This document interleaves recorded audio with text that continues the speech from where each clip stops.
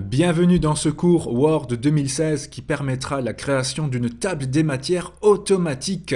Par la même occasion, nous verrons comment numéroter automatiquement les titres d'un document, c'est-à-dire les chapitres, les sous-chapitres, comment gérer et modifier les styles, et enfin comment générer une table des matières automatique. Alors, comme exemple pour travailler, voici un document contenant des paragraphes du texte, et entre ces paragraphes, vous voyez qu'il y a déjà quelques titres et sous-titres tapés. Alors, deux notions importantes pour bien comprendre la procédure dans cette vidéo.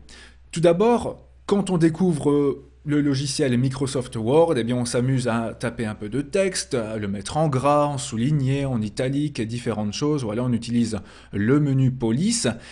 Toutes ces caractéristiques que l'on ajoute à ce texte, si on prend vraiment l'ensemble de ces caractéristiques, on dit en Word que tout cela forme le style, forme un certain style du texte. Et dans Word, il y a déjà des styles prédéfinis, des exemples que l'on n'a plus qu'à prendre et utiliser et qui se trouvent dans Accueil et ici dans cette grande barre horizontale nommée Style avec plein de modèles et on peut évidemment aussi créer ses propres styles si on le désire. Mais vous verrez qu'ici, il y aura des choses toutes prêtes qu'on n'aura plus qu'à utiliser. Deuxième chose aussi importante à connaître, c'est la notion de niveau.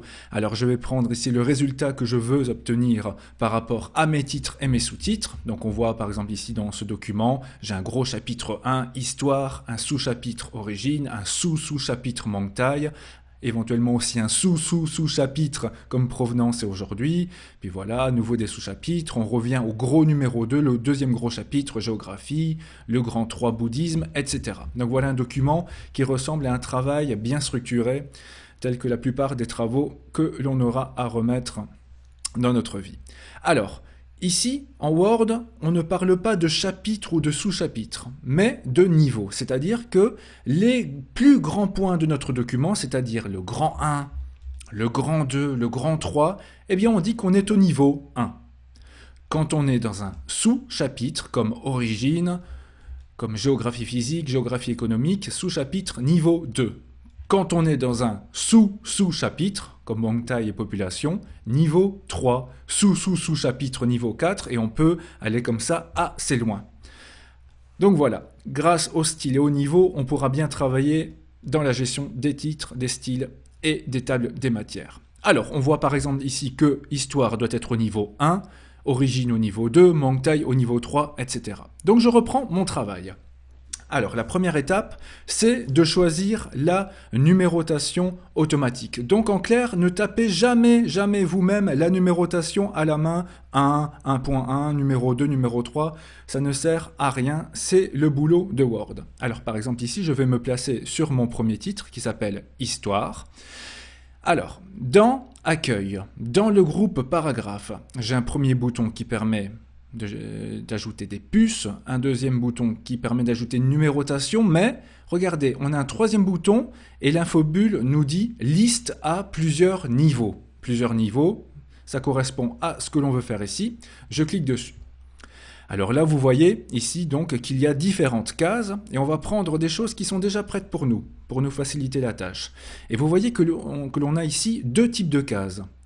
Un premier type de case avec simplement des numérotations, comme ici, 1, 1.1, et en dessous, la même case, mais avec titre. Vous voyez, 1, titre 1, 1.1, titre 2, 1.1, titre 3. Je vous conseille grandement de choisir une case où il est bien noté titre 1, titre 2, car c'est à ce moment-là que l'on fera comprendre à Word que l'on travaille avec des titres de chapitres et non pas une simple liste numérotée dans notre texte. Donc, dans l'exemple que je vous ai montré ici, donc dans le résultat, on voit qu'on a 1 à 1 qui correspond donc à cette numérotation-ci. Mais pour un peu changer ici, voilà, je vais prendre cette numérotation-là avec 1, 1.1, etc. Alors, quand on fait cela, regardez bien. Première chose, notre mot histoire, où l'on s'est placé avant de cliquer donc sur ce bouton-là, devient le grand numéro 1. Mais surtout, dans nos styles, ici en haut à droite, on voit qu'on a grand 1, titre 1, 1.1, titre 2. Et regardez ce que cela va donner. Donc, je rappelle que Origine ici est un sous-chapitre, donc au niveau 2. Donc, je clique simplement sur Origine, même pas besoin de le sélectionner. Et regardez, je vais cliquer sur titre 2, il devient 1.1. Mangtai devait être au niveau 3, et bien quand on clique sur titre 2, il crée automatiquement titre 3, et là, voilà, je peux cliquer, et ça devient 1.1.1. Population, je regarde dans quel niveau il doit être, et bien c'est comme au Mangtai, c'est-à-dire au niveau 3, très bien, donc population, je clique dessus, titre 3.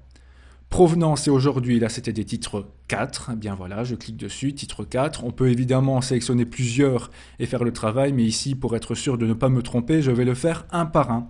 Et ainsi, vous pourrez mettre chaque titre dans le bon niveau pour que la structure soit correcte. Donc c'est ce que je vais faire ici en vitesse pour mes différents titres. Donc voilà, je les connais un peu par cœur. Donc prise de contact, c'est un titre 2 aussi. Géographie, c'était mon deuxième grand chapitre. Voilà, je clique sur titre 1, numéro 2. Éventuellement, pour faire passer mon gros chapitre à la page suivante, je vais faire un CTRL Enter pour faire un petit saut de page. Voilà, comme ça, il passe directement à la page suivante. Et je continue donc géographie physique, titre 2, économique aussi. Voilà, par exemple la culture du riz, titre 3, le caoutchouc, voilà. Et enfin, c'était des titres 1 dans mon document exemple, artisanat aussi, info aussi, voilà, le Mekong et enfin Ayutthaya.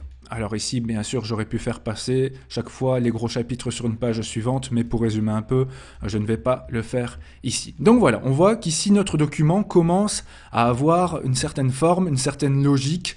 On commence à bien comprendre les chapitres et les sous-chapitres. Alors, vous pouvez me dire, bon, très bien, tout ceci fonctionne bien, mais ce n'est pas forcément la couleur de titre et de sous-titres que je désirais. Voilà, je préfère par exemple que mes gros chapitres soient en rouge, soulignés ou autre. Eh bien, regardez à quoi vont nous servir les styles. Je vais cliquer par exemple sur mon titre 1 avec le bouton droit, puis sur modifier. Je choisis par exemple de changer la couleur. Ici, voilà, je peux mettre en rouge, pourquoi pas la police, voilà, en Arial, en gras.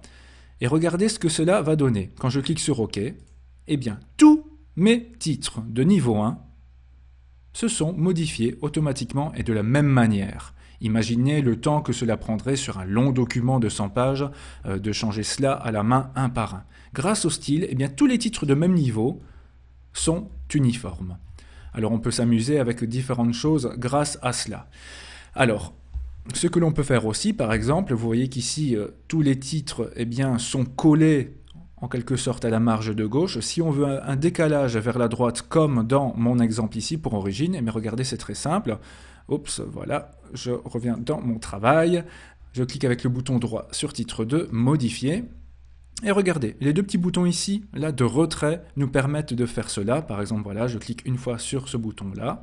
OK. Et ainsi, tous mes titres de niveau 2 se sont décalés vers la droite, comme vous pouvez le voir. Donc, vous voyez que c'est personnalisable, on peut vraiment faire ce que l'on veut. Question que l'on me pose souvent aussi, c'est comment ajouter une sorte de ligne horizontale en dessous des titres, des gros titres, parce que dans certains cas, cela peut donner de belles choses, donc je vous montre comment faire. Je vais cliquer avec le bouton droit donc sur titre 1, modifier. Et alors en bas à gauche, il y a un bouton format qui se cache, comme vous pouvez le voir, et qui permet de faire différentes choses, comme changer la police, paragraphe, numérotation, pourquoi pas aussi. C'est à ce moment-là que l'on peut éventuellement changer la numérotation, si vous préférez des A au lieu des 1, ou des petits A, grands A, ou que sais-je. Ici, je vais donc aller dans bordure, puisque je veux une ligne horizontale en dessous de mon titre, bordure. Et regardez, je vais choisir ici mon style de bordure, par exemple ceci. Essayez de choisir une couleur identique au titre pour que ce ne soit pas trop moche. Et alors, vous devez faire en sorte pour que cette bordure, ici sur le schéma à droite, n'apparaisse qu'en bas et seulement en bas. Donc je vais cliquer sur le petit bouton du haut pour l'enlever, à gauche aussi, à droite aussi, pour qu'il n'apparaisse plus qu'ici, juste en dessous, comme vous pouvez le voir dans le schéma. Je vais ensuite cliquer sur OK, et encore OK, et regardez, tous mes titres de niveau 1 eh bien, ont une ligne horizontale.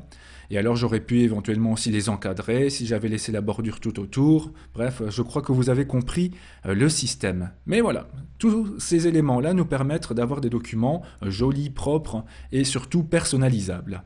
Bien. Tout ceci est fait, c'est nickel, on imagine que mon document est terminé, voilà, mes titres de chapitre sont logiques, évidemment, normalement, mes sous-sous-chapitres et sous-sous-sous-chapitres, je les aurais décalés un peu plus vers la droite, mais je vais aller ici droit au but, voilà, j'ai terminé, et je veux générer une table des matières automatiques. Alors, ce que je vais faire, c'est que je vais créer une page supplémentaire avant, voilà, avec un CTRL-Enter, si vous ne savez pas comment faire, en me plaçant ici devant le titre. Je me place sur ma page précédente. Alors, si on a bien suivi ces étapes, il n'y aura pas de problème, le plus dur est fait, je vous le promets. Allons dans Références. Dans Références, tout à fait à gauche, on a un gros bouton Table des matières. Alors, Word nous propose quelques modèles. Eh bien, figurez-vous que je vous déconseille de prendre l'un des modèles et je vais vous expliquer pourquoi tout de suite. Prenez l'habitude d'aller directement dans Table des matières personnalisées. Pour une simple raison. Ici, dans ce document, nous sommes d'accord que j'avais 4 niveaux de titres différents. 4 niveaux de titres. Et regardez bien, ici, dans Afficher les niveaux, par défaut, et dans tous les cas, Word nous met 3. C'est-à-dire que dans ma table de matière, eh bien, il ne va pas afficher tous mes sous-sous-sous-titres. Vous voyez? Il ne va se limiter qu'aux 3 premiers niveaux. Donc là, je prends bien garde d'augmenter, puisque j'avais 4 niveaux de titres. Voilà, 4. Je clique sur OK. Et regardez, magie. J'ai bien ma table des matières, avec tous mes titres, et surtout, à la fin, mes bons numéros de page. Et cela s'est fait automatiquement. Plus de temps à perdre à faire cela à la main si vous l'avez déjà fait auparavant. D'accord? Donc vous voyez que c'est tout à fait faisable si on prépare bien le travail auparavant. Donc tout cela est très bien. Attention, il y a toujours un petit piège. Imaginons que la veille de rendre votre travail, de l'imprimer ou autre, eh bien vous décidez de relire votre travail et vous dites, mais par exemple, voilà, ce chapitre-là, le bouddhisme, numéro 3, il est pourri, je veux m'en séparer, donc je le prends, je l'efface, donc il était au numéro 3, et regardez ce qui se passe. Grâce à la numérotation automatique des titres, eh bien tout à l'heure, Siamois était au numéro 4, et il est passé tout seul au numéro 3, car Word s'est rendu compte qu'il n'y avait plus de chapitre 3. Donc ça c'est bien, car là aussi on peut perdre beaucoup de temps à renuméroter titre par titre tout au long d'un document. Par contre, attention, si on remonte dans la table des matières, eh bien on voit que le chapitre bouddhisme et Siamois sont toujours comme au départ. Alors, faites bien attention, avant de rendre le travail, un examen ou d'imprimer, de toujours mettre à jour la table. Ça se trouve aussi dans Références à côté de table des matières. On peut aussi cliquer avec le bouton droit sur la table des matières et mettre à jour, mais voilà, mettre à jour la table. Et quand on fait cela, eh bien voilà, un seul clic et la table des matières est mise à jour et au moins elle est correcte. Donc faites toujours bien attention à cela. Voilà, j'espère que cela vous a bien aidé. Alors je vous propose un petit récapitulatif des différentes étapes suivies pour mener un document à bien. Alors tout d'abord, première étape, cela peut paraître basique, simple, voire stupide, mais c'est important de bien taper au moins un titre, mais sans la numérotation.